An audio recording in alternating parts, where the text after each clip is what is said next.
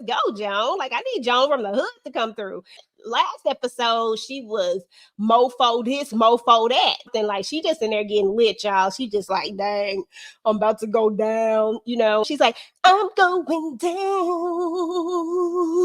Cause that ain't the play? Okay, yeah. Never mind. And my job is to make your life better. That good, it was more Trudy with the big booty than the money at first, What is really going through the highest mind? He said that he's trying to meditate and that, he keeps getting flashes of Joan. And I'm just like, maybe the highest really do have like a superpower, y'all. Like maybe the Raku really does speak to him. I don't know. Okay, y'all. So your girl Lacey definitely came through with the win. Elder Mother was out here eating crow. Bridget, we don't even know what she was doing. My finesse twins, well, y'all already know. And your boy Daikon, well, let's just say, it's been another bad day on the compound for Daikon.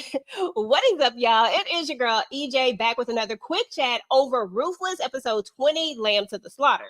Now, y'all already know this episode starts right where the last one left off, and that is with Daikon finding out that Malcolm and Peter are gone. So the prisoners are missing. Daikon doesn't know what's happening out here on the compound. His soldiers aren't telling him anything. He wants to talk to Lewis, and he wants to talk to Lewis now. So anyway, George is the one who he actually sees first, but he don't want to talk to George. He like, give me Lewis. So Lewis comes over there, but George takes over. You know what I'm saying? My finesse twins be doing their thing. George said, look, Daikon, I'm your man, okay? Let Lewis stay here. I'm going to go find him. I'm going to take care of this for you. You know what I'm saying? My job is to make your life better. Okay, through George. That's what I'm talking about. Finesse twin number 2, because Lewis is number 1. George is finesse twin number 2. So anyway, y'all, he tells him that, and then Daikon really buys into it. He was so proud of him. He had his proud little, what I would say, father moment, maybe. It was crazy, y'all. He said, I'm so proud of you. So anyway, y'all, they go on about their business. George goes off to find Malcolm. He does let Daikon know that there are bear traps out there, y'all. So poor Malcolm, poor Malcolm. Whew. So anyway, moving on. Okay, y'all. So one of the most anticipated moments of this episode was Elder Mother taking Bridget to see the highest. Now, we all believe that somehow, some way it would get intercepted. And let me tell y'all what happened. So Zane and Laura are trying to figure out, like, Laura can't find Ruth. And so Zane is like, this is going to be bad. So she runs off and tries to find her. She goes over to the well where her and Lacey are actually talking. And I'll tell you about that conversation in just a moment. And she lets her know what was happening. And you can tell that Ruth is a little bit flustered. She really doesn't know what to do at this moment. This is probably one of the first times that we've ever seen Ruth not have an exact plan in mind. Now, the conversation that was just happening with Ruth and Lacey was one that was well overdue, and one that I really like, because it really goes to show that Ruth and Lacey, they're both cunning in their own ways. Lacey knows that the only way that she's going to get up out of there is for her to play on the team that she feels like is going to win. She needs to bet on the winning hand. And I'm not mad at that. She apologizes to Ruth for the things that happened. I can't remember what season it was. But back then in the punishment trailer, y'all know, because I talk about it all the time about how Lacey be snitching, how she be dry snitching, but she apologizes to her for that. And so they kind of come to this reconciliation. So it's a cool moment, but like I said, everything is always a play. I don't know if Lacey all the way trusts Ruth, and I don't know if Ruth all the way trusts Lacey, but at this time, they are going to be better together than they are apart. And Ruth has definitely found herself some allies at this point.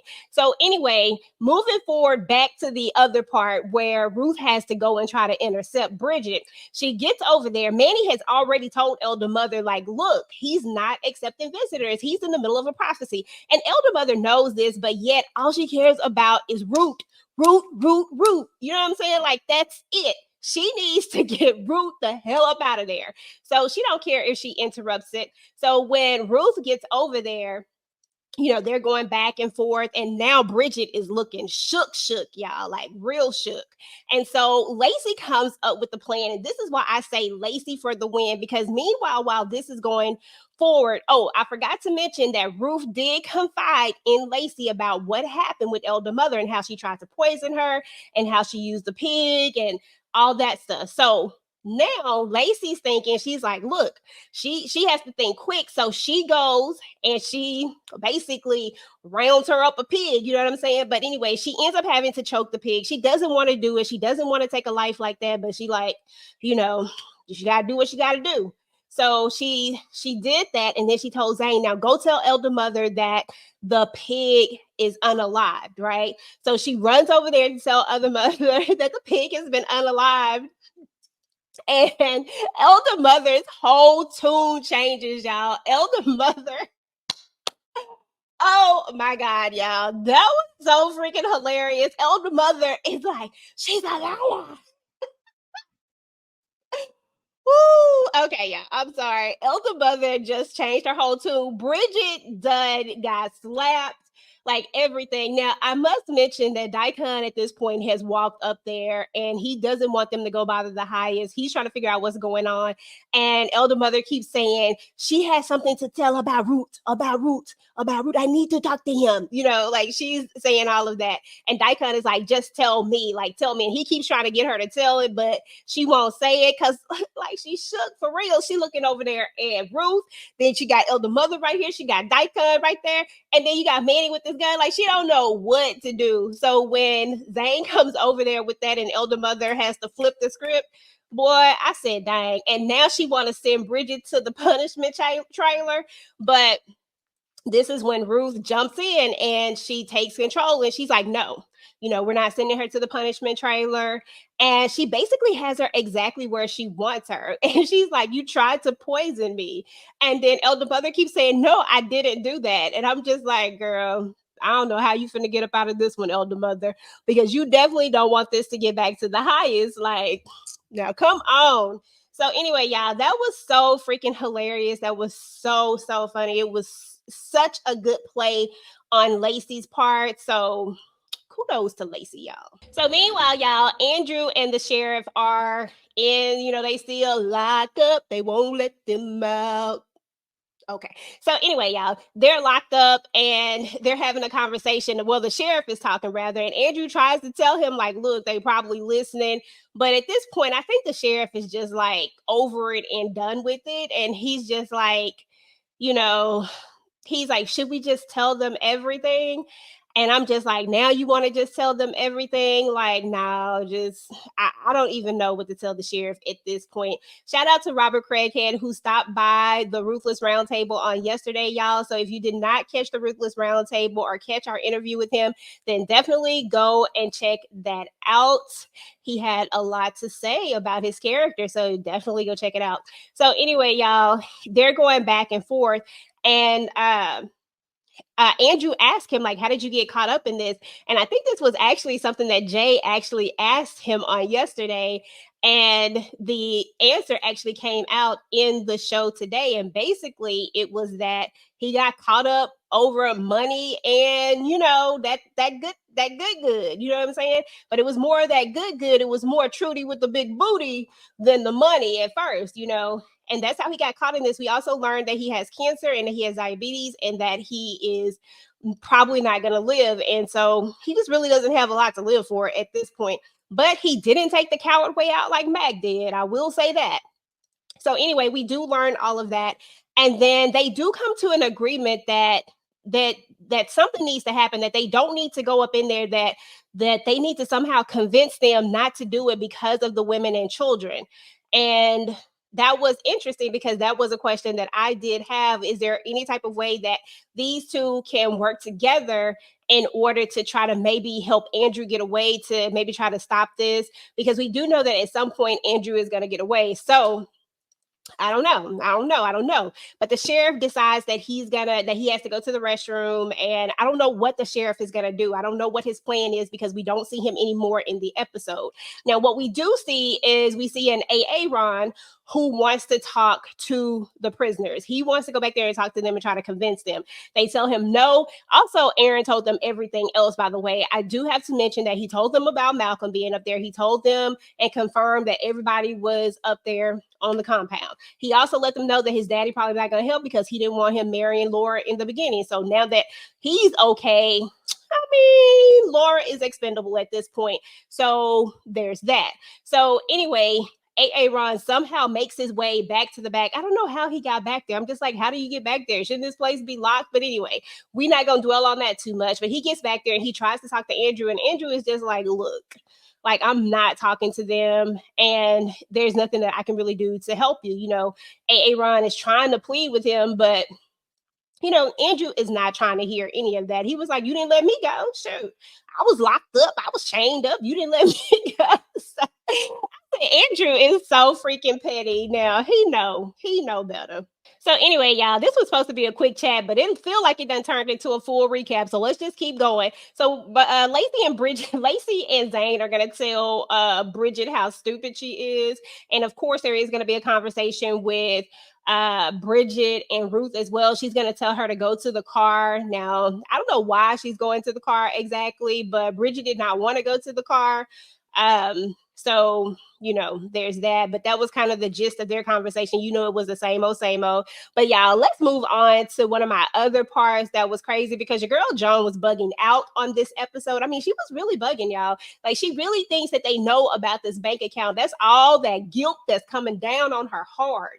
River goes in there and he kind of plays her a little bit, finesses her just a little bit into telling him, because Ruth didn't tell him. So now he's basically gotten Joan to tell him herself. She's in there drinking moonshine or something. Like, she just in there getting lit, y'all. She just like, dang, I'm about to go down, So River says he's going to try to help her, which he does. He actually goes over to Daikon's trailer. Daikon is on the computer. He tells him all about how he's went to school for computers and stuff like that, because Daikon is having a hard time finding out how to get into the safe. And then somehow he allows River to help him. He gets finessed by River. River then pretends to trip and fall in the computer. Basically, the screen breaks. So now, he can't see the computer, and now he's going to have to get another computer, and that's going to take some time. River's thought process is that by the time they actually get another computer, that they'll be long gone. So Joan herself doesn't think that this is over with. She's just like, I don't know about all that, but still, she's, I guess she's grateful for the moment, but I think Joan really, really thinks that she's about to go down. She's like, I'm going down. Okay. That ain't the play? Okay, yeah. Never mind. And it only got worse when Manny came in there and said that the highest wanted to speak to her. And I'm like, what the heck do the highest want to speak to her about? Like, what is going on? So anyway, she gets up in there, y'all, and she is just like a little mouse. Now, I'm just like, what happened to Joan from the hood from yesterday is what I want to know. I want to know what happened to that Joan, because this particular Joan right here is not the same person. I mean, last episode she was mofo this, mofo that, and now she's all, is there anything I can do for you, highest? Yeah, I'm just saying, come on, like, let's go, Joan. Like, I need Joan from the hood to come through. But anyway, y'all, so basically the highest was looking out the window and he saw that her and Ruth had an argument, and he wanted to know what that argument about and what was going on. And she tells him that it was nothing, that they were just talking about how much they all love the Raku. So yeah, so now the highest is like, so if I call Ruth in here, is she gonna say the same thing? So now Joan is really, really shook, and I don't even know like what is really going through the highest mind. He said that he's trying to meditate and that, he keeps getting flashes of Joan. And I'm just like, maybe the highest really do have like a superpower, y'all. Like, maybe the Raku really does speak to him. I don't know. So anyway, y'all, then at the very end of the episode, we are going to see that finesse twin number 2, aka George, does end up finding Malcolm, y'all, because Malcolm gets caught in one of those bear traps. Now, I thought Malcolm was going to get got from that sandwich, but turns out Malcolm possibly may have got a bullet in him, because, I mean, George pulled that blicky out on him and it felt like a shot was fired off, but I don't know, y'all. Okay, y'all. So that's what's up with Ruthless, episode 20, Lamb to the Slaughter. Let me know what y'all thought about this episode. What do y'all think about Elder Mother having to eat crow? What did y'all think about Joan? And do you think that Ruth is going to back her story? Or do you think that she's going to remember that Joan threatened her and she's just going to go ahead and let her have her time in the punishment trailer? Do you think Bridget has finally got herself together, y'all? And will they be able to pull off the biggest heist on the compound? Let me know what y'all think down below. Meanwhile, guys, if you like the video, make sure to go ahead and like, share, and subscribe to the channel if you haven't already. Turn on your notifications so that you do not miss out on any of my future Ruthless quick chats. Meanwhile, YouTube says that you just might like this video next. Go ahead and take a look. Until next time, guys, peace.